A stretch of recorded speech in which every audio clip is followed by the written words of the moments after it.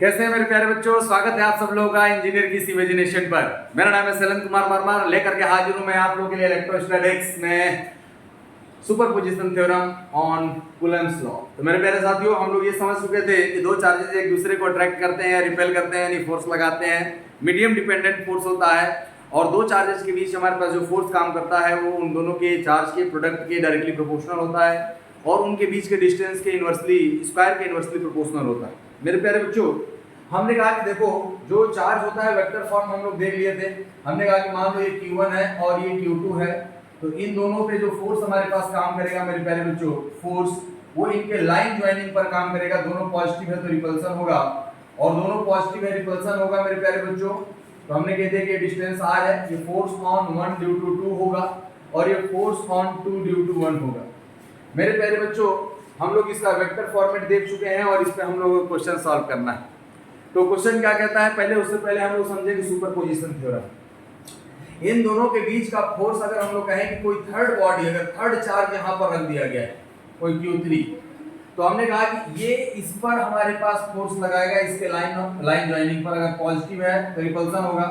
ये इस पे हमारे पास फोर्स लगाएगा, लेकिन इन दोनों के बीच का फोर्स इसके होने या ना होने से कोई फर्क नहीं पड़ता। हाँ, एक बहुत अच्छी और बेहतरीन बात हम लोगों ने सीखा अभी, और ये सीखेंगे हम लोग, इस बात को समझ रहे हैं। हमने कहा कि देखो मेरे प्यारे बच्चों, जो दो चार्जेस के बीच में फोर्स काम करता है, वो जो दोनों फोर्स थर्ड चार्ज के प्रेजेंट होने पर या एब्सेंट होने पर डिपेंड नहीं करता। मतलब इन दोनों के बीच में जो काम करने वाला फोर्स है, जो एक्ट कर रहा है फोर्स, कूलम्ब फोर्स, ये थर्ड चार्ज पर डिपेंड नहीं करेगा, लेकिन इंडिविजुअल चार्ज पर इसका नेट फोर्स बदल सकता है, बढ़ सकता है या घट सकता है। मेरे प्यारे बच्चों, इस बात को समझना बहुत जरूरी है कि इन दोनों के बीच में नहीं, लेकिन इन पर इंडिविजुअल फोर्सेस हमारे पास क्या हो जाएंगे, चेंज हो जाएंगे। तो इस बात को समझना बहुत जरूरी है कि किसी भी थर्ड चार्ज, थर्ड या फोर्थ, सेवंथ एंड जो जितने भी चार्ज आएंगे, इन दोनों के बीच में इन फोर्सेस से कोई लेना देना नहीं है। इन दोनों की दोस्ती आपस में बरकरार रहेगी। इन दोनों की आपस की दोस्ती, इसके आने की वजह से दरार नहीं पड़ने वाली। तो मेरे प्यारे साथियों, ये बात समझ गए हैं हम लोग। तो चलिए, हमने कहा कि देखिए सुपरपोजिशन थ्योरम क्या है। सुपरपोजिशन मतलब हमारे पास वेक्टर फॉर्म। वेक्टर फॉर्म का मतलब है हमें जोड़ना है। फोर्स कैसा क्वांटिटी है बच्चा लोग, वेक्टर है, और वेक्टर है तो वेक्टर के रूप में ही हमारे पास जुड़ेगा। तो हमने कहा कि हम लोग अगर समझें, मान लिया जाए कि हमारे पास कोई चार्ज सिस्टम है, मान लिया जाए, देखो सुपरपोजिशन का मतलब क्या होता है, what is the meaning of superposition theorem. हमने कहा कि यहाँ पर कई सारे चार्ज रखे हैं, किसी एक चार्ज पर हम लोग को फोर्स निकालना है। मान लो ये Q1 है, ये Q2 है, ये Q3 है, ये Q4 है। तो हमने कहा कि देखो ये तो एक ही लाइन में मैंने रख दिया है। सपोज दैट कि अगर हम लोग कहें कि कोई भी एक चार्ज है, अलग अलग हम लोग बना लेते हैं, ये Q2 कह लो, ये Q1 कह लो, Q1, Q2, Q3, Q4 and so on. हमने कह दिया कि ये चार्जेस रखे हुए हैं मेरे प्यारे बच्चों, और यहाँ पर कोई Q चार्ज रखा है। तो ये सेम अगर होंगे, हमारे पास एक ही फॉर्मेट के होंगे, तो ये एक दूसरे पर, सब पे ये इस पर फोर्स अप्लाई करेंगे। ऐसा नहीं है कि सिर्फ यही इसी पर फोर्स अप्लाई करेंगे, फोर्स तो दोनों पर अप्लाई होगा। हाँ सर, दोनों पर अप्लाई होगा। और दोनों पर अगर अप्लाई होगा मेरे प्यारे बच्चों, तो हम लोग ये कहें कि हमें किसी एक पर अगर निकालना है, तो ये मान लो कि ये F1 है, ये F2 है, ये F3 है और ये F4 है।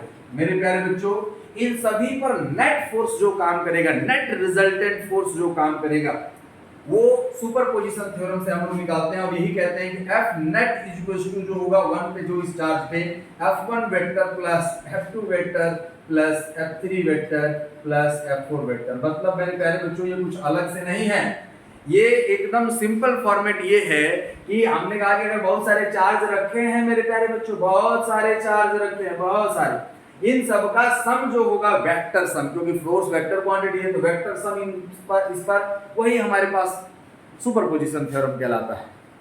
ये बात समझ गए। चलिए, अब हम लोग कहें कि सुपरपोजिशन का हम लोग यूज कहां पर करते हैं और कैसे आता है। तो सुपरपोजिशन मतलब कुछ है नहीं, रिजल्टेंट फोर्स निकालना है। ये इलेक्ट्रिक फील्ड में भी हम लोग देखेंगे, और ये हर जगह होता है जहां पर हमें जोड़ना होता है, या बहुत सारा ग्रुप का अगर हम लोग बात करना होता है, तब सुपरपोजिशन थ्योरम हम लोग अप्लाई करते हैं। तो आई थिंक आप लोग सुपरपोजिशन थ्योरम समझ गए हैं। अब हम लोग कहें कि देखो, system of the charges, system of the charges के बीच में अगर हम लोग बात करें तो सबसे पहला अगर हम लोग क्वेश्चन का बात करें तो हम सिंपल सा क्वेश्चन हमने कह दिया कि देखो क्वेश्चन है सर छोटा मोटा क्वेश्चन ना पूछा कीजिए हमने कहा कि ये 2 कूलम है, ये 10 कूलम है और इनके बीच में जो डिस्टेंस है वो 4 मीटर का है, इनके बीच का जो डिस्टेंस है वो 4 मीटर का है। तो मेरे प्यारे बच्चों ये बताओ सबसे ज्यादा फोर्स किस पर लगेगा, मतलब फोर्स किस पर ज्यादा लगेगा, 2 कूलम पर या 10 कूलम पर? पॉज करके आप आंसर बता सकते हो, मैं आंसर बता रहा हूं। मेरे प्यारे बच्चों दोनों पर फोर्स हमारे पास क्या होगा, बराबर लगेगा। F12 is equals to minus F21, ये इनका मॉड हमेशा हमारे पास जो होगा वो क्या होगा, वेक्टर क्वांटिटी होगा और ये मॉड हमेशा बराबर होंगे क्योंकि फोर्स जो होता है directly proportional to Q1 Q2 दोनों का प्रोडक्ट शामिल किया जाता है। तो डायरेक्टली प्रोपोर्शनल होगा तो हम लोग कहेंगे 10 कूलम और 2 कूलम दोनों पर फोर्स सेम लगेगा, अलग अलग नहीं होगा। हाँ सर ये बात सही है, यानी force on both the charges will be same F12 और F2, ये तो पहले से जानते थे सर, लेकिन कभी कभी कंफ्यूजन होता है, कुछ लोग कहते हैं 2 न्यूटन, कुछ लोग कहते हैं सॉरी 2 कूलम और किसी पे कहते हैं 10 कूलम। तो ऐसा नहीं है, दोनों पर हमारे पास सेम फोर्स लगेगा, कोई उसमें अलग नहीं है, लेकिन डायरेक्शन बस अपोजिट होगा, डायरेक्शन बस अपोजिट होगा बस और कुछ नहीं। रिपल्सन का अट्रैक्शन का दोनों पर सेम फोर्स लगेगा। सर छोटा सा क्वेश्चन था सर, क्वेश्चन में कोई दम नहीं था। हमने यहाँ कुछ बच्चे कंफ्यूज रहते हैं, इसके लिए मैंने बता दिया इंट्रोडक्टरी क्वेश्चन था। आइए हम लोग क्वेश्चन को देखेंगे मेरे प्यारे बच्चों। सबसे पहले अगर हम लोग कहें क्वेश्चन नंबर 2, हमने कह दिया कि दो जो सिस्टम, हमने कह दिया कि एक ट्रायंगल है, एक राइट एंगल ट्रायंगल है और इस राइट एंगल ट्रायंगल पर 3 चार्जेस रखे। कितने चार्जेस रखे हैं मेरे प्यारे बच्चों, 3 चार्जेस रखे हैं, Q1 Q2 Q3। इनका जो डिस्टेंस है 1 मीटर 1 मीटर 1 मीटर है।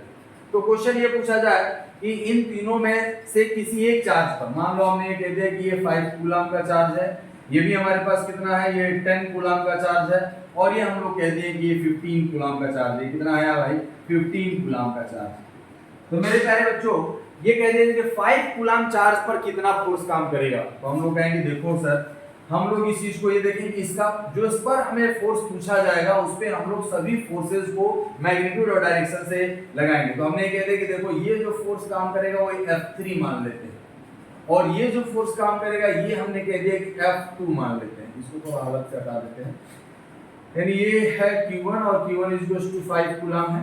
अब हम लोग कहें कि ये एंगल अगर ये 1 मीटर का है तो ये 60 है, क्योंकि वो 60 होगा तो इनके बीच में एंगल कितना होगा, 60 degree.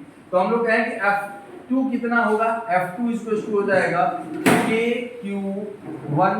Q1 Q2 divided by R का स्क्वायर। तो मेरे प्यारे बच्चों ये बताओ F2 9 × 10⁹ इंटू Q1 कितना है मेरे प्यारे बच्चों 5, Q2 कितना है हमारे पास 15 डिवाइडेड बाई 1 का स्क्वायर।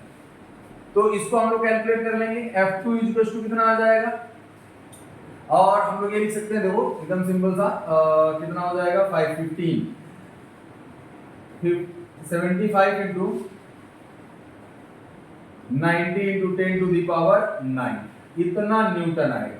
और F3 कितना आ जाएगा मेरे, मतलब F3 की अगर बात किया जाए, देखो मेरे प्यारे बच्चों F3 की बात अगर कर लिया जाए तो F3 आ जाएगा हमारे पास, कितना हो जाएगा मेरे प्यारे बच्चों, इस बात को समझिए। हमने कह दिया कि K Q1 Q3 बटे R का स्क्वायर, तो क्या आ जाएगा 9 इंटू 10⁹ इंटू में Q1 हमारे पास कितना हो जाएगा, Q1 5 कूलम और Q2 हमारे पास कितना है, हमारे पास Q3 और 10 कूलम डिवाइडेड बाई 1 का स्क्वायर। तो मेरे प्यारे बच्चों F3 कितना आ गया हमारे पास, F3 आ जाएगा देखो 45, अगर हम लोग आए 45 450 इंटू 10⁹ न्यूटन।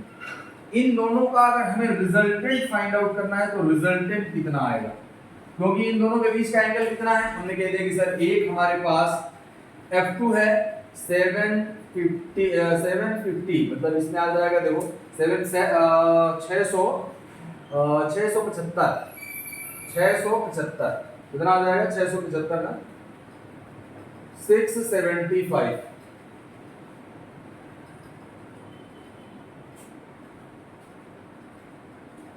बिल्कुल सही है, इंटू 10⁹ और ये आ जाएगा हमारे पास 450 इंटू 10⁹ और इनके बीच का एंगल 60 डिग्री है। तो F रिजल्टेंट हमारे पास कितना आ जाएगा मेरे प्यारे बच्चों, इन दोनों को under F2 square plus F3 square, यहाँ पर थोड़ा लिख लेते हैं स्पेस बना करके, F net is equal to कितना आ जाएगा मेरे प्यारे बच्चों, F2 square plus F3 square plus 2F2 F3 cos 60।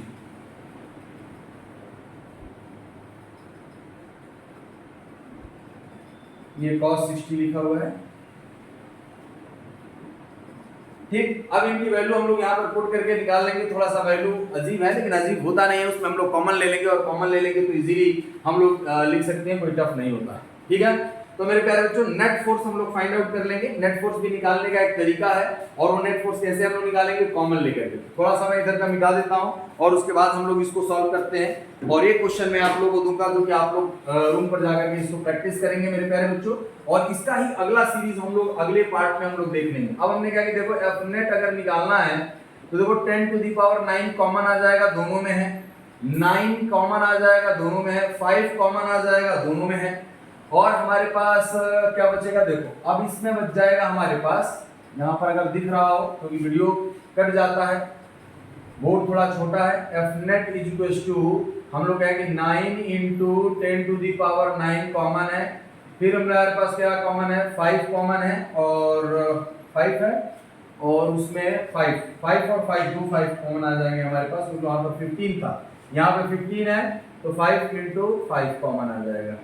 तो 5 इंटू 5 अगर कॉमन आ गया तो हमारे पास यहाँ पर 5 भी कॉमन आ चुका है, ये 5 यानी 2 का स्क्वायर, प्लस यहाँ पर हमारे पास देखो इसमें 5 के अगर कॉमन आ गया तो 3 का square plus 2 into 3 divide by cos 60 की वैल्यू होती है 1/2, ये 2 से 2 कैंसिल आउट हो गया, तो ये आ जाएगा हमारे पास 25 into 9 into 10 to the power 9 under, ये देखो 4 प्लस 9 प्लस 6, तो ये आ जाएगा मेरे प्यारे बच्चों, इस कितना आ जाएगा 13 प्लस 6 19, अंडर रूट 19 हो जाएगा, 19 यानी 25 इंटू 9, तो हम लोग इसको लिख सकते हैं 225 इंटू 10 टू दी पावर मतलब under root 19 into 10 to the power 9 newton, इतना आएगा एफ नेट। मेरे प्यारे बच्चों ये बात समझ गए हैं, थोड़ा सा इसका आंसर ऐसे ही आता है, इन लोगों का आंसर इसलिए ऐसे ही आता है क्योंकि इतना जटिल कैलकुलेशन होता है, या तो एकदम फिक्स फॉर्मेट में दिया गया हो तब, तो आप लोगों को कैसे सॉल्व करना है ये भी समझ गए हैं। देखिए दूसरा क्वेश्चन मैं आपको देता हूं एकदम सिंपल सा, और उस क्वेश्चन को आप लोग मेरे प्यारे बच्चों सॉल्व करके हमें इसका आंसर बताएंगे कि इसका आंसर कितना है। बोर्ड के लिए ये बहुत इंपॉर्टेंट है, मतलब आपके आईआईटी नीट के लिए भी इंपॉर्टेंट है। एक स्क्वायर है, क्वेश्चन नंबर अगर हम लोग थर्ड की बात करें, एक स्क्वायर है और इस स्क्वायर का साइड हमने कह दिया कि ए है, और यहां पर एक चार्ज क्यू, यहां पर एक चार्ज क्यू है, यहां पर एक चार्ज क्यू है, यहां पर एक चार्ज क्यू है। इन चारों चार्जेस में से किसी भी एक चार्ज पर हमें बताना है कि एफ नेट कितना होगा, the force on any one charge, force net force on any one charge will be. मेरे प्यारे बच्चों इस क्वेश्चन को आप लोग सॉल्व करेंगे, इसी क्वेश्चन के साथ मैं अगला लेक्चर स्टार्ट करूंगा जो अगला पार्ट होगा इसका। तब तक के लिए आपको थैंक यू। इंजीनियर की इमेजिनेशन की तरफ से मेरे प्यारे बच्चों हम लोग नए क्वेश्चन और बहुत बढ़िया क्वेश्चन हम लोग लेकर के आएंगे। Thank you to all of you मेरे प्यारे बच्चों।